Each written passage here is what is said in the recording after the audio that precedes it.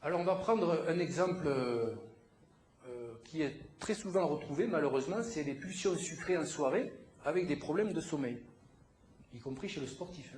Donc là, on revient plus simplement à ce que je vous ai montré, le sang, le cerveau, cette barrière hémato-encéphalique, et de temps en temps, il peut y avoir des pulsions sucrées. Voilà, j'ai mis une jeune fille, ça ne veut pas dire que les pulsions sucrées sont plus féminines que masculines, mais on va dire peut-être un peu, quoi. Bon. Non, plus sérieusement, le sportif, des fois, il peut avoir ces pulsions sucrées. Alors pourquoi il y a ces pulsions sucrées en lien avec ces carences en tryptophane? On peut se poser la question.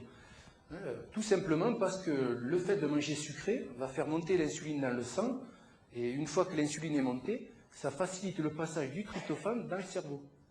Alors si on en manque, soit par une carence alimentaire, soit par une compétition d'autres acides aminés, il va y avoir au final une entrée moins bonne. Alors là, c'est une automédication par le sucre que la personne va mettre en place d'une stratégie pour pouvoir faire entrer plus facilement le tryptophane dans le cerveau. Vous voyez que c'est compliqué, mais voilà, enfin compliqué, pas tant que ça.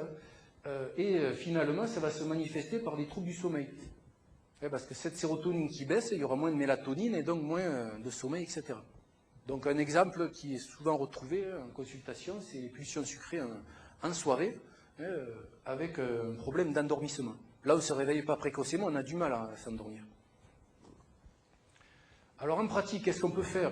Mais déjà optimiser l'apport de vitamines, on l'a vu, pour faciliter le passage du sang dans le cerveau, la vitamine B6, B9, B12, donc on peut faire des cures, soit en supplémentation, en urgence, j'allais dire, ou alors on peut après manger équilibré, parce que bon, l'alimentation quand même a des vertus intéressantes. Ensuite, le soir, il vaut mieux éviter les protéines animales temporairement, pour éviter qu'il y ait une compétition au niveau du tryptophane. On l'a vu tout à l'heure, c'est pas le moment de manger un gros steak plein de protéines, bon, ça peut être intéressant, mais on peut manger d'autres protéines le matin et à midi, par exemple, pour éviter qu'il y ait cette compétition, et favoriser notamment les légumes secs. Hop. Les légumes secs qui sont plutôt riches en tryptophane, comme les lentilles, pois cassés, etc., pois chiches et autres. Et après, finir par un petit dessert sucré, déjà pour le plaisir tout court, on en parlera, j'espère, avec le psychologue Stéphane Proya, la notion de plaisir dans l'alimentation. Donc le tryptophane, amené par ces légumes secs, et hop, le petit sucre qui va faciliter le passage du tryptophane dans le cerveau grâce à l'insuline. Donc voilà, ça c'est une recette intéressante chez le sportif ou le non-sportif, bien sûr. Alors l'alimentation adéquate en tryptophane, même s'il y en a dans des sources animales, pour éviter cette compétition au niveau des protéines, il vaut mieux cibler sur un apport on va dire, de légumes secs, voire de riz complet. Ensuite, vous en avez beaucoup moins, mais il y en a encore dans le betterave, la blette, carottes, choux, pommes de terre, épinards, etc. Mais bon, les légumes secs le soir, c'est une bonne solution pour mieux dormir finalement. Recommandation pour les personnes qui peuvent passer par une supplémentation, on va dire, chimique. Le L-tryptophane, c'est en vente libre. Vous avez des dérivés végétaux comme le griffonia qui amènent des sources intéressantes. Alors là, il y a un petit hic aussi, parce qu'il y a une interaction. Décidément, il y a une interaction avec les enzymes qui permettent une meilleure distribution de la sérotonine, notamment dans les antidépresseurs. Donc prendre du tryptophane en comprimé, c'est-à-dire en gélule, quand on prend des antidépresseurs, ça ne le fait pas, on va dire. Et également, si on prend le millepertuis, c'est une petite fleur jaune magnifique qui est, depuis le Moyen-Âge, connue pour lutter un petit peu contre la dépression.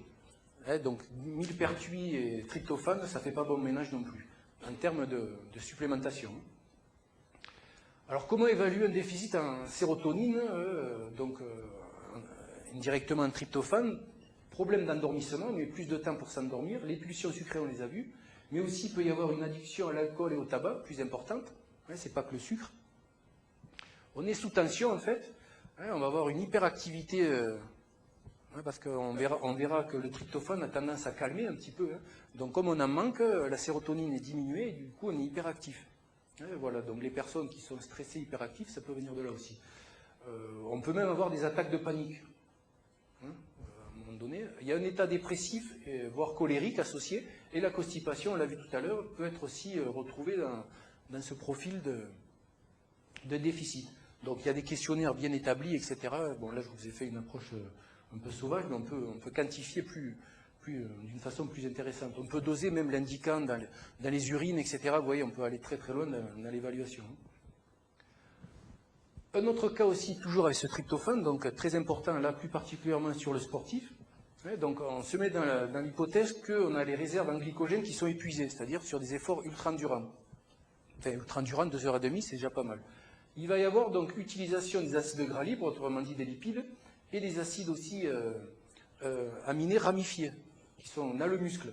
Donc, comme ces derniers diminuent dans le sang, ça va augmenter le tryptophane dans le sang, parce que les autres diminuent. La compétition sera en faveur du tryptophane. Donc il y aura plus de tryptophane qui va rentrer dans le cerveau.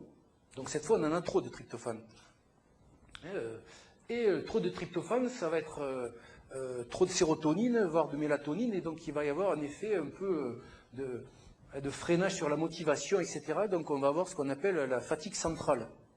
La fatigue, on est un peu ramollo, voilà. Et ça, c'est lié, donc, on peut lire tout simplement, plus les acides aminés ramifiés sont utilisés par le muscle, plus le tryptophane rentre dans le cerveau. D'accord? Donc, il y a une solution pour corriger, on va dire, cette carence. Donc là, c'est la même chose que tout à l'heure. Donc là, on est fatigué parce qu'il y a beaucoup de tryptophane et pas beaucoup d'acides aminés branchés. Bon, ça, c'est le terme anglais. Si on rajoute des acides aminés ramifiés ou branchés, comme la leucine et isoleucine valine, vous allez augmenter la compétition au niveau du tryptophane et il y aura un équilibre tryptophane et acides aminés ramifiés.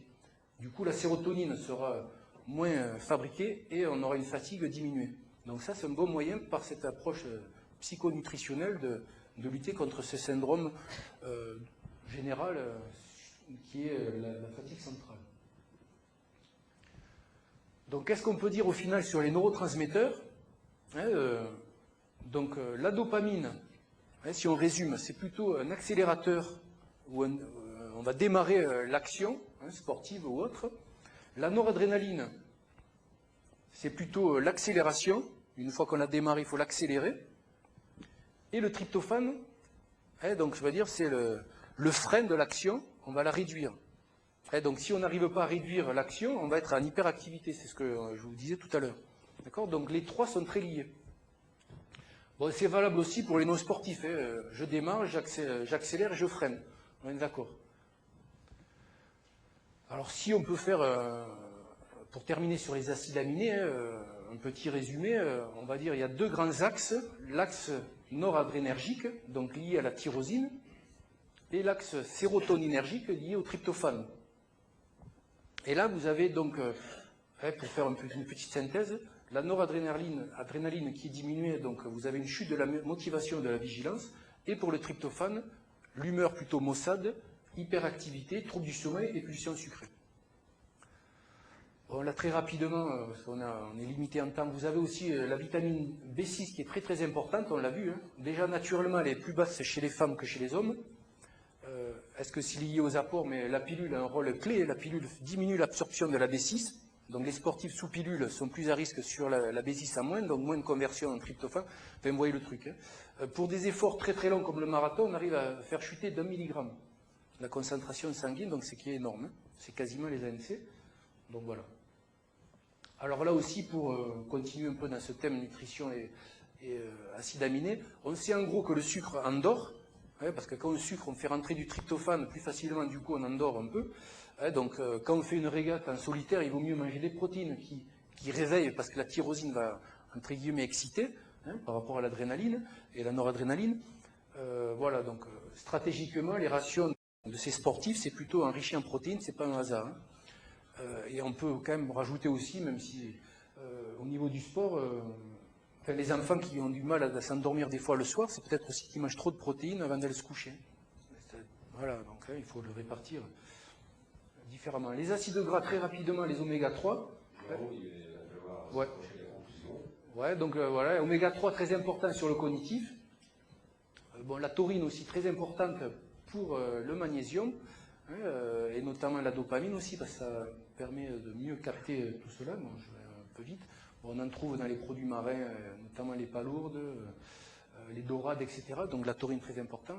Bon, je voulais parler un peu du Red Bull qui est finalement pas super efficace en termes de taurine. Le seul effet intéressant, c'est que la caféine, donc Il n'y a pas un grand intérêt de prendre du Red Bull pour améliorer la performance, hein, si ce n'est après, bon, il y a un effet mode. Voilà. Donc, performance, on va aller assez vite. Le sommeil, bon, ça reprend un peu ce que je vous ai montré hein, sur les différents points. Il me semble que c'est quasiment terminé. Enfin voilà, donc problème d'endormissement, tryptophane, réveil nocturne avec un lien à l'anxiété plutôt magnésium, réveil précoce, on l'a vu, tyrosine par rapport à la dépression, réveil fatigué, bon ça peut être un problème de récupération tout court. Bon la leptine, je pense qu'on en parlera avec l'anorexie, hein. Tout simplement la leptine est fabriquée par les graisses, d'accord? J'ai terminé, hein. Juste par les graisses ici, d'accord? Elle a un impact sur les ovaires, etc. D'où quand on se prive trop de graisse, on diminue la leptine et les demoiselles n'ont plus les règles, c'est ce qu'on retrouve chez les anorexiques. Mais ce qui est nouveau, c'est que depuis récemment, en 2010, on a montré qu'il y avait un lien sur le cognitif. Donc voilà, les hormones aussi ont un impact sur notre psychologie. Voilà, je vous remercie de votre attention.